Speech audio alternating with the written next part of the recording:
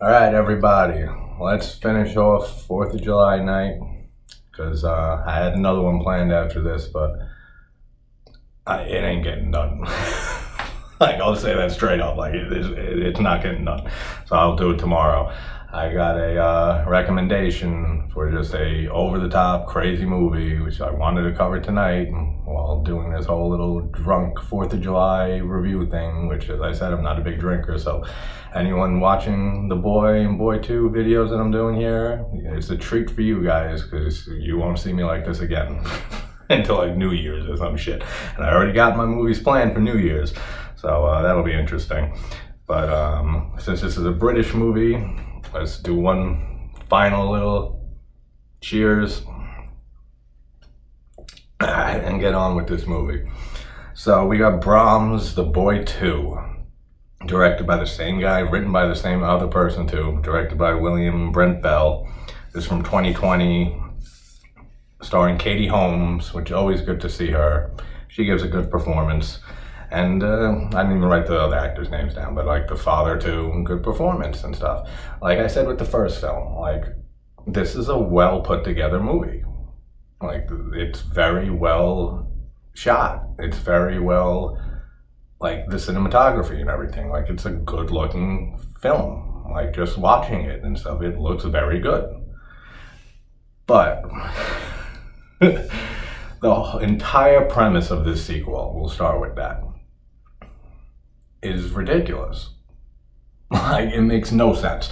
And as much as they try to retcon everything from the first movie and try to make it fit with the sequel and everything, no, like, it doesn't work. Like, none of this works at all. We see in the first movie that this doll is just a regular fucking doll. There is nothing haunted about it. There is no spirit attached to it, nothing. It is Brahms, the actual person, living in the walls and moving this doll around and everything. That's the whole premise for the first movie. And like I said, it's a decent premise. Like, it reminds me of Castle Freak and stuff. Of just living in this big-ass place and somebody's stalking you and watching you and stuff while they're living in the walls of this place. Good premise. And then they just retcon all of that and try to retroactively take the whole first film away. And now, in this sequel, Brahms the doll is an actual possessed doll or real fucking spirit attached to him or something. And it ruins the fucking film for me. Like I said, I first saw this movie like when it came out, but I didn't see the whole thing even. I fell asleep like 25 minutes in. Like, I was so fucking bored with everything going on and just the whole idea, like I said, of changing everything we know about the first film into a completely different idea and concept for this movie, with it actually being the doll that's haunted or possessed or what have you, doesn't work like at all. Like, it really doesn't. And let's just knock this out because I don't have much to say about this, and I say that all the time, and then it'll turn out being a fucking 45-minute video on Brahms the Boy fucking 2. Are you serious? So we get a cool shot before the whole little home invasion of like Liza coming down the stairs, played by Katie Holmes, and she's coming down the stairs and stuff, and you see like the figure behind the stairs in the back and stuff like that. Cool shot. And then we get the whole little home invasion thing that lasts for like literally 20 seconds. Like, she comes down the stairs, she gets beaten and knocked to the floor by these burglars or whatever. And then we hear Jude, the kid, scream, "Mommy!" And then it's over. Like, I feel like they could have definitely expanded on that whole home invasion thing. Just to like really hammer it home, like how much trauma and everything was inflicted on this family and stuff from that home invasion. It's like 20-30 seconds long. Like, they really could have expanded on it, and honestly it would have been more interesting than most of the things we get in this sequel, but missed opportunity. So Jude, the child, he's a mute now, so he doesn't talk. He writes everything down that he wants to say on a little notepad and stuff, kind of like Hector Salamanca from Breaking Bad with the fucking bell and everything. So we got Jude Salamanca here in this movie. But like I was saying, like the whole idea of being so traumatized from what happened in the house and being, victim of a home invasion, burglary and stuff like that. And moving to the country to get out of there and stuff and try to have a fresh start. It's a good idea. It's a good premise. Like, there are some good things in this movie. Like I always say, like, I will always try to find a few good things in any movie, even if it's bad or if it's just not a good movie, like in any way. I'll always try to find things in it that I can take out of it and say, all right, this is good. But because there's a very big difference between people who say, like, when you hear it all the time, like people like, well, I just did It Follows a few days ago and stuff. I've heard a lot of people love that movie, including myself. But there are people that do not like that movie. And I've had discussions with people about that. And people will say, oh, It Follows, it sucked, it's terrible. It's, really? Like, there's a big difference between disliking a movie and saying it sucked. Like, a huge difference. Like, saying a movie sucked implies that it was a terrible movie. There was nothing in it at all that was good of any sort or any positive things that you can take out of a movie. Which just no. Like, unless, like, the film is so bad. Like, I'm not even mentioning it because I keep saying I always bring it up, that I'm never going to bring it up, and I keep fucking doing it. Again, people watch this channel, they know what movie I'm talking about. Just if it's that bad and there's no redeeming qualities, and I still pick one or two or three out of that I said, all right, that's cool at least, or at least we get to see this actor and stuff. But unless it's a flat out terrible movie, like, you'll never hear me on this channel say many times that this is a terrible, abysmal movie. For any film, like, unless it really just is that bad for me. But I will always try to pick out certain things. But there is a very big difference between disliking a movie and saying that it sucks or it's terrible or what a badly made film. Huge difference. Like, and it annoys me when people say about any film, just saying, oh, that movie sucked. Really? It had nothing in it that was good. Like, everything about it, the script, the acting, the score, the way it was shot, the fucking directing, the editing, the fucking cinematography, all of that, it all was terrible. No, like, you just disliked the movie.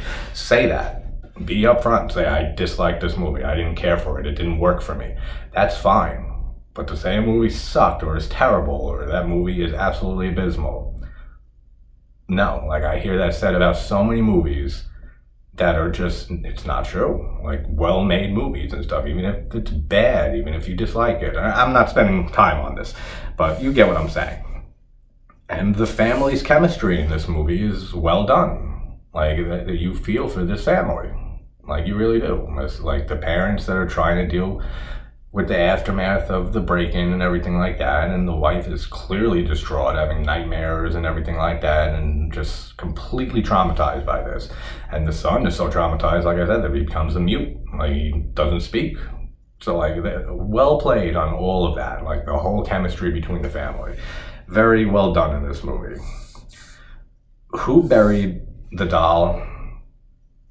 And, like, what happened to the real Brahms? Like, we find out later when Joe, Crazy Joe, the caretaker or groundskeeper or whatever he is, says that when he recaps the whole story from the first movie, that the parents killed themselves, the Heelshires and everything, and then he just glosses over and says that, and that the crazy son living in the walls, and he was killed, and now everyone's dead and buried. Like, who killed him?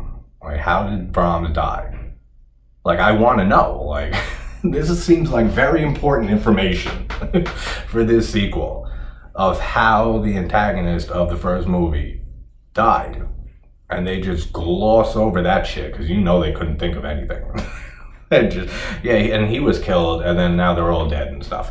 Really? Like, how? Like, who killed him? How did they kill him? How did he die? Like, I really want to know. And they fucking give you nothing. And we get the absolute classic top 100 Brahms' Lullaby again here from Jude, who again, like the first one, is a great fucking pianist. This guy who can read sheet music and everything and all that. Like, that's so ridiculous. Like, 2 movies in a row, like 2 families. Well, Greta wasn't a family, but still 2 people that are decent piano players who can read sheet music for this, like, classical music piece and stuff like that. Come on, really. Then we get the dog sensing supernatural shit immediately cliche, like we get in so many movies. Like, the dog just knows what's up right from the beginning. This is so overused. This has been done to death. This is beating a dead dog at this point, and it needs to be retired from film completely. Like, we get it. They have great senses. Like, they can sense fucking supernatural, paranormal shit.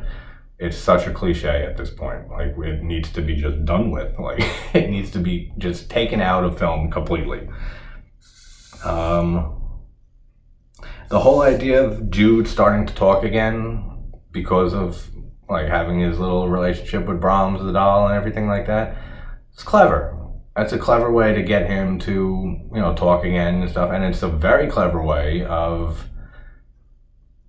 avoiding the whole thing that we see in all these like possessed doll, haunted doll movies and stuff like that, of immediately the parents being completely freaked out and being like, all right, our son or daughter or whatever is talking to a fucking doll and saying that he's saying all this weird shit, and not immediately putting this kid in an institution or something like that. Like, it's a clever way of doing that because they're so excited just to hear their son speaking again, that even if it is to this doll, doesn't matter to them. Like, just to hear their son's voice again. That's very clever. That's a very, very cool touch that they put in there. Then we see the 10 rules again of Brahms, his little 10 list of rules, which I said it's got to be that perfect number. And even here, like, I didn't pause it like I did for last time because I really didn't give a fuck at this point.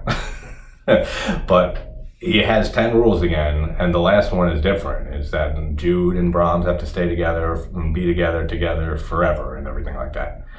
So it's missing a rule because there was 10 in the first one, and Jude we had no knowledge of this family in the first movie. And the last one was kiss goodnight.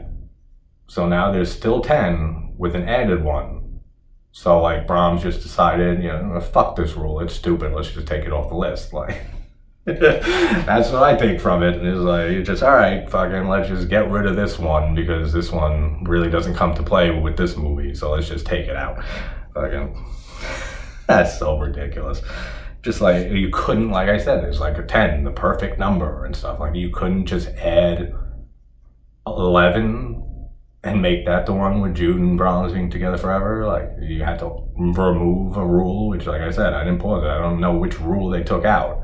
But let's make it the clean clothes shit. Like I said in the first movie, that makes absolutely no sense and stuff in the first movie, with it being a fucking not even a possessed doll or anything, just Brahms living in the walls. And what the fuck does he care what this doll is wearing and if its clothes are clean and everything? So let's just pretend that's the rule taken off, because it makes no sense, especially for this movie. The scene with Liza telling Jude to unlock the door and everything after she hears like footsteps going up the stairs and the doll's missing. And she's counting to 3 to open the door, and then she turns around and Jude's standing there with a glass of water that he went downstairs to get. And then they open the door, it's unlocked, and then they open it and Brahms is sitting there. It's a creepy scene. It's well done. That's a good little creepy scare there to throw in there. But let's see, what the fuck did I even write here? I swear it's not double vision. Fucking, I really can't read it. Trying to check the doll for a model number in a dark ass room in her son's room at nighttime in the dark. Really? Like, you couldn't just bring this doll into a well lit room so you can really just like see the model number? But no, like, this was done just for creepy factor and stuff. Like, total creep factor. Total stupidity. You're in a dark ass room trying to find this model number on this doll's hand or foot, and you're just using a flashlight and stuff. It's just completely manufactured to be creepy. There is no logical reason that she couldn't have just brought this doll into a brightly lit room and real quickly looked at it and said, oh, okay, 606H, so that's what it is, and fucking put the doll back. Ridiculous. And the drawings in Jude's notepad and stuff, disturbing, man. They really are. And that would be the moment that I would, and as hard, as painstaking as it would be, to have your child institutionalized or put into a hospital this is the moment where I would do it. Like, you just got it. You have to at this point. You're seeing fucking images that your son is drawing in his notepad of him standing over you and your husband's dead corpses in bed with a shotgun. And then, like, the thing with the dog and gutting the dog up and stuff like that. And all these fucking drawings that are disturbing as shit. And you immediately don't be like, all right, we gotta put him in somewhere. We gotta put him in a hospital until we figure out what's going on. Like, really? Like, they don't do this. They don't have this thought even coming into their mind. They rely on this fucking rent-a-psychologist fucking over Skype and everything, like, to like explain what's going on. Like, they don't bring any better fucking medical attention or, you know, mental health attention to this child after seeing those drawings. Get the fuck out of here, man. Are you serious? They're just asking to be killed at this point. And it's like, well, if they died in this movie, they fucking deserve it. Just for that stupidity of not acting and doing something in that moment. This kid happens to have a suit that fits him that looks exactly like Brahms' suit. Get the hell out of here, really? Like, that's so fucking ridiculous. That is insane. That he has a suit that's exactly like Brahms' suit. And, like, what could he have a suit for? He's a fucking child. Like, sure, like, if there was a funeral in the past for like someone in the family or a wedding or something, yeah, I could see that. But one that looks exactly like Brahms' suit, come on, really? There's so much stupid shit in this movie. It's not even funny. Same with the first one. But the first one at least had a more interesting premise, and it's not just a haunted doll doing its thing and stuff that makes no sense compared to the first movie, coming off of that movie and making the sequel, and I'll dive more into that as we go along.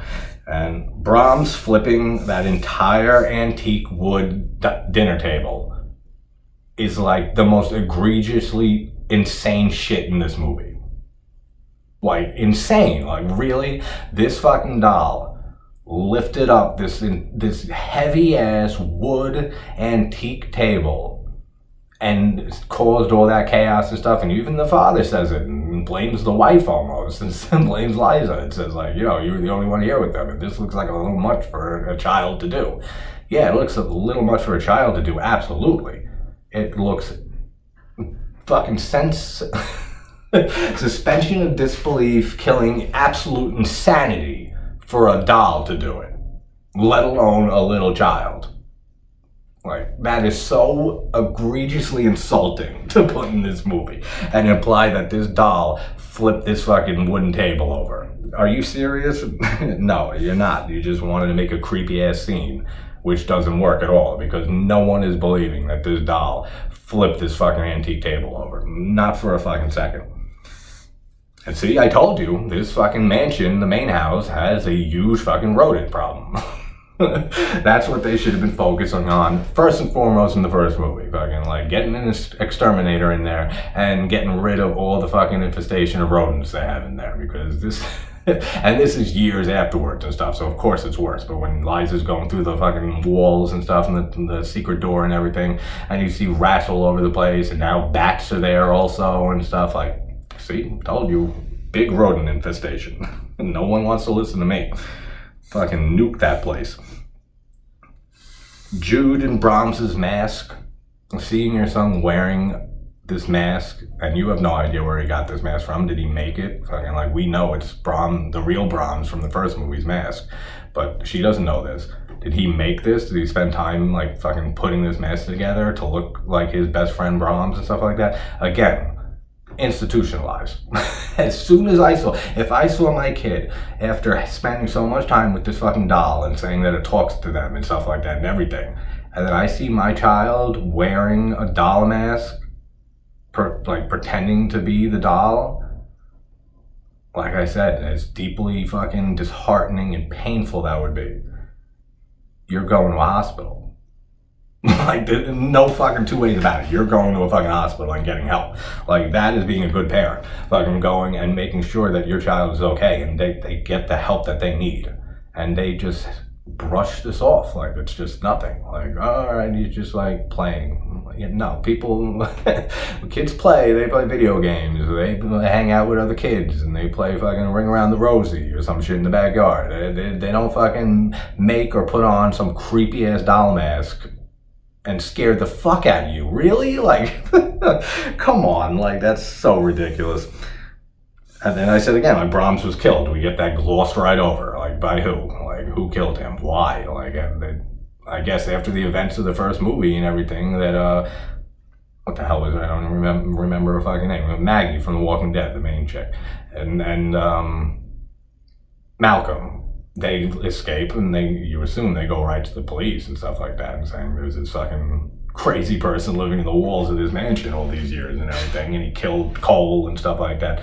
Was he killed by police? Was he, like, this is, like I said, it's very, like, important information that we can, like, really use to tie this to the first film and make it make even a little bit of sense, which it doesn't at all. Like, no matter what you try to look at it or dissect it in any way. But, like, really, like, they couldn't just say what happened to him, like, flat out. No, they just say he was killed and that's it. Fucking, all right. Well, let's just move the script along, you know, like, and make sure this movie gets done. Fucking Will, when the family comes over, the kid Will, what a dick, dude. Seriously, fucking calling Jude like a mental, and fucking the doll mental, and everybody mental. Fucking this kid is a dickhead. And you know what? As fucked up as it is, this kid deserved what he got, man. I mean, he didn't die or anything like that. I would never say a child deserves to die over anything and stuff, but falling on the broken croquet thing and stuff and just getting like a puncture wound through your shoulder and stuff, like, maybe that'll teach him a fucking lesson, dude. Like, don't be a fucking asshole. Like, seriously? Like really? Like, fucking, this kid is so fucking just, like, disgusting with the shit that he's saying, and this is supposed to be like his cousin or something like that, and he's calling his little sister, which is supposedly also the cousin of Jude and stuff, and saying that's your boyfriend now and blah blah blah blah. This kid needed fucking some type of punishment, and I'm glad he got it. And they didn't call an ambulance. Like, they just stuck him in the car like that, like moving him by themselves and everything, with this fucking stick sticking through his shoulder and everything. Like, they just didn't call an ambulance. Like, they just decided to drive him to the nearest hospital. Like, it's not inconceivable, but, like, really, like, it seems like a lot less work to just push 3 buttons on a phone and have an ambulance there as fast as possible. But they decide not to. And then Crazy Joe, this is another just absolutely egregious thing in this movie. That Crazy Joe, apparently, retroactively, he's the one who put Brahms back together at the end of the first movie. Fuck that. There was no Brahms. No, well, there was Brahms. There was no fucking Crazy Joe in that movie. There's no mention of him, nothing, and this is just another way to retcon and retroactively take back stuff in the first movie to link it to the sequel here. Like, it was fucking Brahms that fucking was putting them back together. That's the implication at the end of the movie. And again, like, them trying to retroactively say, maybe then when they say Brahms was killed, is Maggie from Walking Dead in that movie, Greta, that's her name. That Greta killed Brahms with the fireplace poker or whatever it was that she stabbed him with, and he died just then and there. And then the ending was just a stupid ending to one of those killers still alive and everything type endings and stuff. And then they tried to retcon that into this was old Crazy Joe who actually put them together at the end. It just doesn't work. Like, it doesn't work at all. Like, for me at least, it works not at all. And for many, many people, because this has like a fucking like 2.5 or something on Rotten Tomatoes. Or like so lowly rated. No one liked this movie. I'm sure, like I say, like, I'm sure it has its fans out there, like every movie does. Just like I have very unpopular opinions about sequels and movies and stuff like that I adore and love to death that most people can't stand and think are terrible. So, I mean, there's definitely an audience out there for every movie. But this movie is not good. This is such a bad movie, and it's such a bad sequel. And like I said, like, but it's put together so well. Like, it's a very well put together movie. It has a decent score. It has good directing. You know, it's well edited. The cinematography and the whole look of the film looks very good, and like, it's a well put together movie. But it's just bad, man. Like the whole script of this movie is just like, what were they thinking? Like with the first film coming, this is the same writer, same director, and this is what they came up with for the sequel. Like really? Like I don't know. I really don't know. And this, I keep scratched all that egregious shit from earlier with the table with fucking just now with old Joe putting it together. This is some fucking insulting shit. Fucking now Brahms, apparently the doll, he has muscles and shit under his face. What? Like, what the fuck is that? Like, what is that? Someone please tell me what that is. Like, this guy has fucking, this doll has like muscles and tissue under his face. When we've seen this doll in the first movie get smashed into fucking dust. So the whole point, the whole thing that is presented with this doll in this movie, that it looks like he doesn't have a scratch on him. Like he looks like he's just in perfect shape. And Liza even says it looks like he was broken and put back together and stuff like that. But they don't address that at all through the rest of the movie. Like, at least have, like, cracks all over his face and stuff. Or, like, a big crack down his fucking the middle of his face. Like, something. Because this doll was destroyed.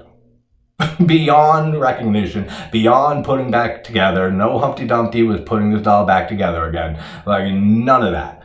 And yet, somehow, he was put back together. And now he has fucking muscles and, like, charred skin and stuff under the face. Get the fuck out of here. Are you serious with this? Like, come on. They thought that was a good idea. They really thought that that would be creepy or just, like, add anything to the film at all? Or, like, really? Like, they really thought that they really put that in the script. Like, they really wrote that in there. I find that so hard to believe, man. Like, that they actually wrote this into the script. Like, Chucky style, like at the end of Child's Play 1 and, like, throughout the movies and stuff. Like, yeah, it makes sense a little more with that because there's voodoo involved and stuff. And, yeah, you got to suspend disbelief with voodoo and all that shit. But at least there's an explanation. And, you know, saying that Chucky is, you know, in the fucking... is trapped in the longer he's trapped in the doll and stuff, then the more human he becomes. And we see him bleed because of that and stuff like... Child's Play franchise is one of my favorite franchises in horror. I've said that once or twice on the channel. Like, I love every entry in that series. The TV show, the first season, was absolutely excellent. The only thing I don't like about that whole franchise is the reboot. It was terrible. The whole remake of that movie was so bad. Did not work for me at all. But I just pretend it doesn't exist. And because anything that Don Mancini does with that franchise is gold. Like, absolute gold. Even the whole shift in tone after, like, the second, third movie. And moving into Bride and Seed of Chucky and everything with the humor and everything. It just fucking works. Because who doesn't adore Brad Dourif? Who doesn't love Chucky? As a doll and stuff like that. Like, greatest killer doll there is. Like, best killer doll franchise in horror. For me. Like, absolutely love it. And I will definitely be covering those films, like, soon, like, the whole series.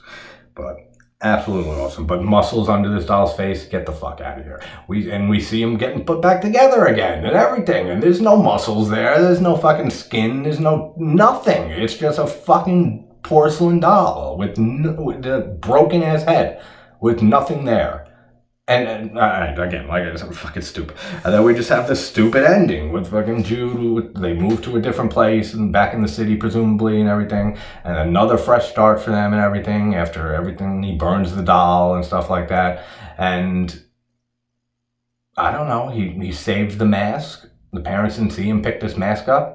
Like, they didn't escort him out of that house after all that craziness with Brahms and old Joe getting, like, blasted away with fire. And we see some actual Brahmsing in that end scene and stuff. Like, not just, like, the nonsensical shit that happens in every possession, haunting, poltergeist movie and stuff where the ghost or whatever has to do some nonsensical shit at first, like turn on a radio or a record player or put the TV on and, like, move shit around before it can actually get to the real, like, scary shit and, like, actually doing some haunting.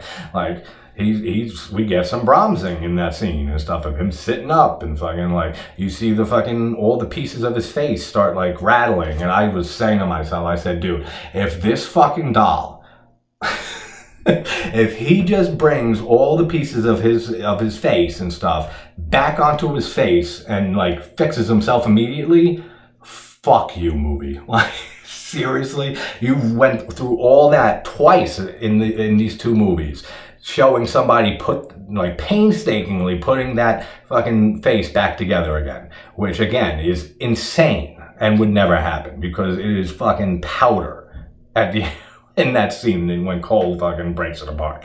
Like, absolute no putting it back together. But if this doll, like he was doing, it seemed like he was about to do, like making all the porcelain pieces of his face shake. If they snapped back on that face, I would have went fucking insane. I would have been infuriated. Like, really? Like, this doll had this power all this time that it could have just put its face back together, and we had to sit through 2 scenes of somebody gluing and putting this doll's face back together. Come on, get the fuck out of here. But the whole ending with Jude with the mask and stuff, he saved this mask and he puts it on and stuff after seeming really normal and stuff and talking again. The family's so nice and back together and they're moving on from all the trauma and everything. Not only the burglary and the home invasion, but all this shit with a fucking haunted doll. And then he just puts the mask on and just says and acts like he's talking to Brahms and says like maybe they'll learn the rules this time and stuff. Like, I don't know. Fucking like I said, not a good franchise and stuff. And if they make a third one, like I don't even know where they go with a third movie in this franchise. But it is not good. Like, the first one is all right. Like, I can watch that movie like every now and then, like very, very sporadically and like spaced apart, like years and stuff like that. It's a movie that'll be like, all right, I can, if someone wants to watch it or something, I can sit through it. I don't think I could sit through this movie again. Like, after watching it, like, this is a blind watch, like I said, for the most part, besides like the first 25 minutes or so. But just a bad movie, man, with a bad script, with it just trying to retcon everything from the first movie, and it just does not work in any way. Even trying to make it seem like Jude is the crazy one and the doll is fine and everything, and that is Jude manipulating the doll, moving him around, and he's so far gone from the trauma and being a mute and stuff like that, from seeing his mother getting almost killed and everything like that, and him becoming like the crazy killer and stuff like that, which honestly that would have been more interesting for me. Like, but like even trying to go down that route and suggest that like makes no sense and doesn't work at all. Like, it's just so many things that do not work in this movie, besides it being, as I said a few times already, a very well made movie. But all right, guys, this is the end of Happy 4th of July discussion night and everything. So, like I said, I wanted to get this other movie out, and it was recommended to me, a full moon picture that apparently has something to do with a topless person in a gorilla mask. The fucking, which sounds right up my alley for something to fucking like just tear apart a fun bad movie and stuff. So I'll be watching that tonight, and I'll have that up sometime tonight into the early morning. But I'm going to go to bed because this has been a long 4th of July, man. But everybody have a good night. Hope you enjoyed your 4th if you're here in the States and celebrate it and everything. And I will see you guys tomorrow. Take care. Have a good night.